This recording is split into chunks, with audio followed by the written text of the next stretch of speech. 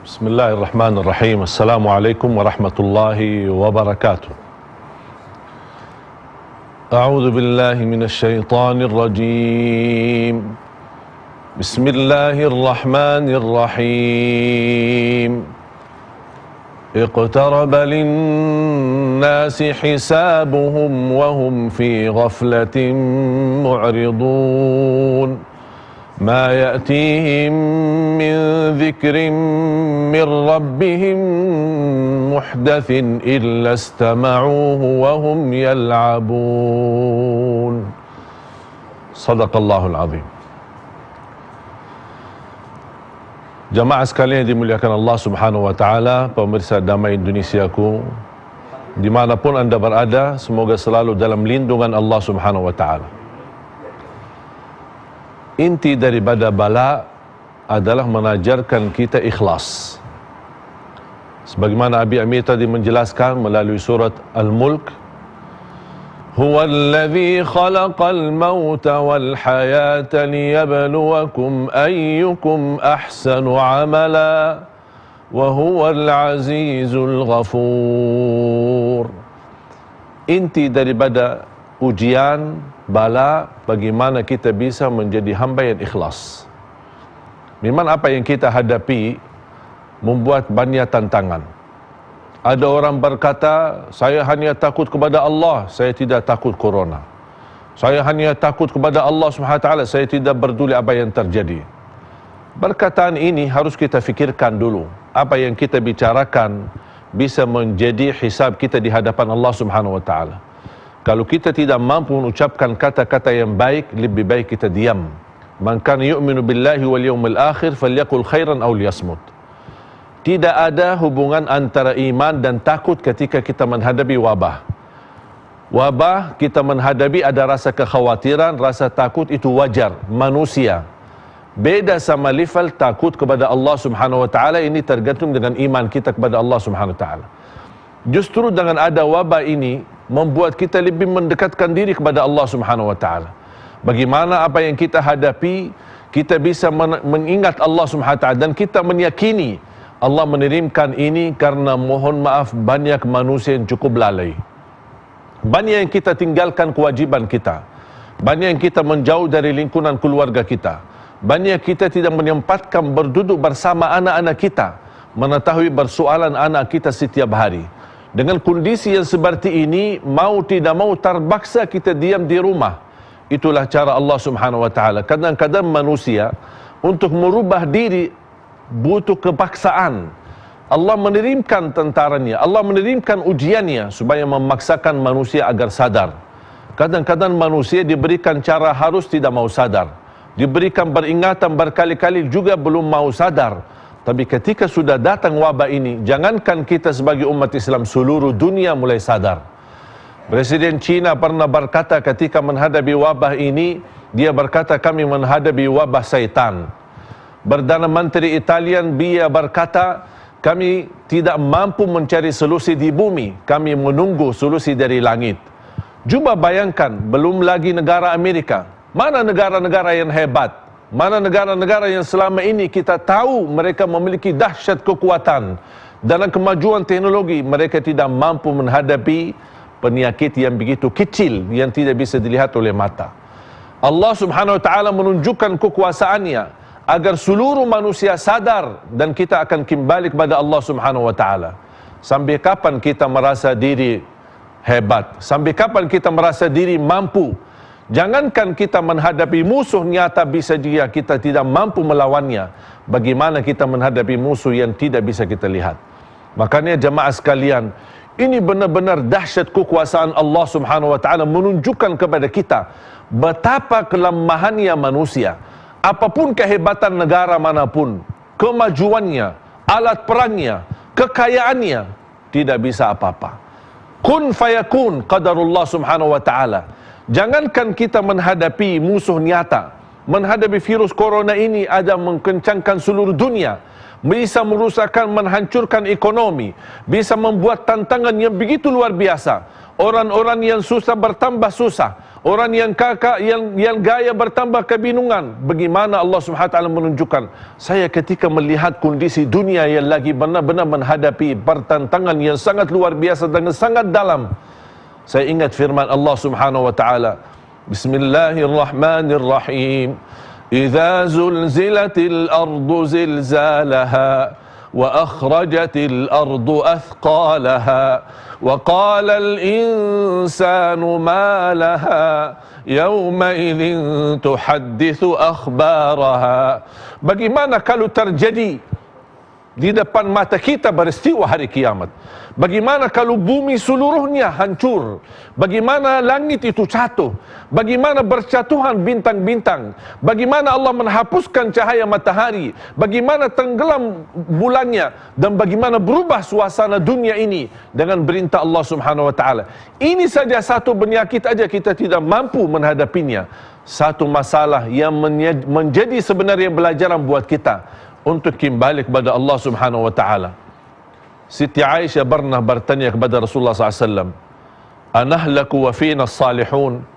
Apakah kami bisa menghadapi wabah, menghadapi penyakit, menghadapi bala, menghadapi kebinasaan, membuat kita semua binasa, walaupun ada di tengah kita orang-orang salih? Kata Rasulullah SAW, bisa jadi kami binasa, bisa kami jadi kurban, walaupun banyak di tengah-tengah kita orang-orang salih. Tapi ketika kita menghadapi wabah seperti ini dan ada orang yang meninggal dunia walaupun dia orang salih, akan dibangkitkan oleh Allah Subhanahu wa taala dengan niat dan kesalihannya. Jamaah sekalian, waspadalah, dan kita harus tahu Allah Subhanahu wa taala Maha Kuasa, dan Allah menyadarkan kita agar segera kita kembali sebelum menjadi masalah yang lebih besar. Kembalilah kepada Allah. InsyaAllah saya yakin selalu ada jalan keluar dan solusi hanya dari Allah Subhanahu wa ta'ala. A'udzu billahi minasyaitonir rajim. Bismillahirrahmanirrahim. Ya ayyuhalladzina amanu ittaqullaha wal tanzur nafsum ma qaddamat lighadin wattaqullaha innallaha khabirun bima ta'malun. Sadaqallahul azim. Pemirsa Damai Indonesiaku dimanapun anda berada, memang kondisi yang kita hadapi membuat banyak renungkan fikiran kita. Tidak ada solusi memang di bumi. Hanya itu semua yang kita kerjakan sebagai ikhtiar saja. Tapi solusinya adalah dari Allah Subhanahu wa taala. Sebagaimana Allah menurunkan bala ini, sebagaimana disebutkan oleh Rasulullah SAW, ma nazala bala'un illa bi dhanb wa ma rufi'a illa bi taubah. Tidak ada bala yang diturunkan kecuali dengan dosa kita, dan tidak akan terangkat bala itu kecuali dengan taubat. Itu syarat. Taubat, terangkat bala. Masih dosa berarti masih ada bala. Nabi Yunus diselamatkan oleh Allah Subhanahu wa taala karena dia bertaubat kepada Allah Subhanahu wa taala. Itu nabi yang tidak berdosa, tidak bersalah, tapi begitu luar biasa bermunajat kepada Allah, la ilaha illa anta subhanaka inni kuntu minadh dhalimin. Falaula annahu kana minal musabbihin lalabitha fi batnihi ila yaumi yub'atsun. Kalau bukan Nabi Yunus bermunajat dan bertasbih kepada Allah Subhanahu wa taala, akan didiamkan dalam perutnya ikan ini sampai hari kiamat. Kita pun kalau tidak bertaubat dan kembali kepada Allah, dan kita mengaku diri kesalahannya, dan kita memohon ampun kepada Allah Subhanahu wa taala, bisa jadi kita akan didiamkan dalam bala ini, dalam wabah ini sekian lama yang kita tidak tahu kapan selesainya. Jamaah sekalian dimuliakan Allah Subhanahu wa taala, ketika saya mendengar berita wabah ini, sebenarnya kesempatan untuk kita kembali kepada Allah Subhanahu Wa Taala. Banyak waktu yang lalai, banyak waktu yang terbuang sia-sia.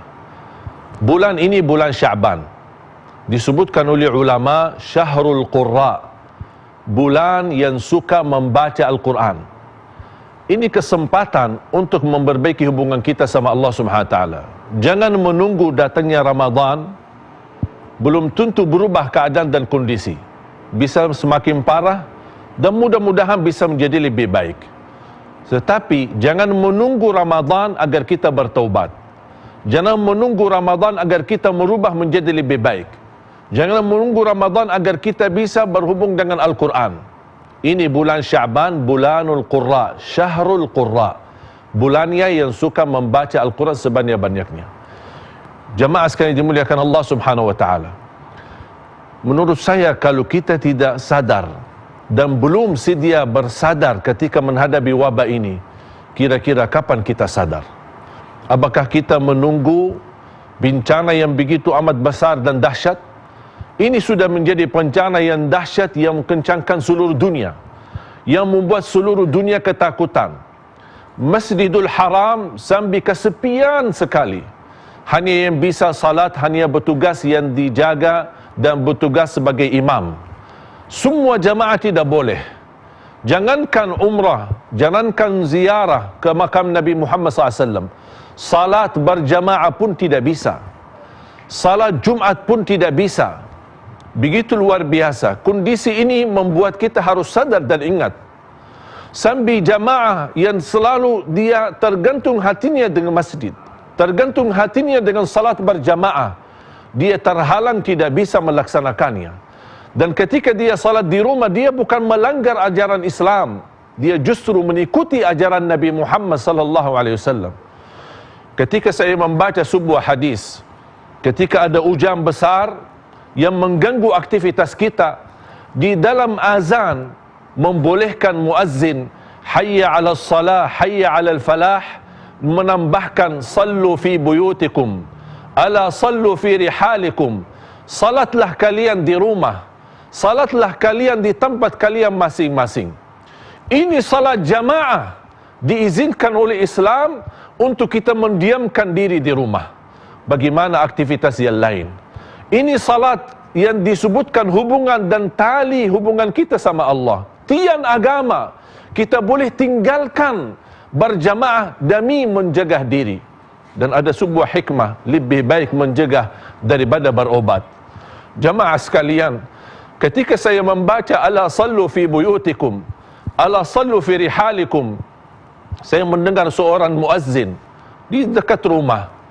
Saya mendengar azannya tapi saya tidak bisa ke masjid. Bukan untuk hanya takut dengan wabah, tapi saya mengikuti ajaran Nabi Muhammad sallallahu alaihi wasallam. Saya mendiamkan diri di rumah dan saya mendengar azan ketika dia mengkumandangkan as-salatu khairum minan naum, justru malah beliau nangis. Kita mendengar azan tapi tidak bisa mendekati dengan masjid. Ini luar biasa, menjadi ujian yang begitu luar biasa kita hadapi. Kapan kita umat Islam sadar untuk berkembali kepada Allah Subhanahu Wa Taala? Kalau ini wabah tidak menyadarkan kita agar kita bisa menjaga perintah Allah dan taat kepada Allah, ini menurut saya wabah menjadi pelajaran buat politisi di negara ini, bisa menjadi pelajaran buat para pejabat, ini bisa menjadi pelajaran para dokter dan semua yang ada di negeri kita Indonesia yang tercinta. Jamaah sekalian, saya menggerakkan dan semua di rumah masing-masing berbanyak doa Nabi Yunus. La ilaha illa ant, la ilaha illa ant,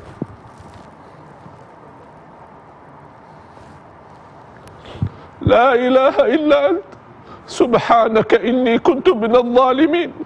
Mudah-mudahan dalam munajat kita, dalam doa Nabi Yunus, mudah-mudahan Allah memberikan solusi untuk kita semua. Amin ya rabbal alamin.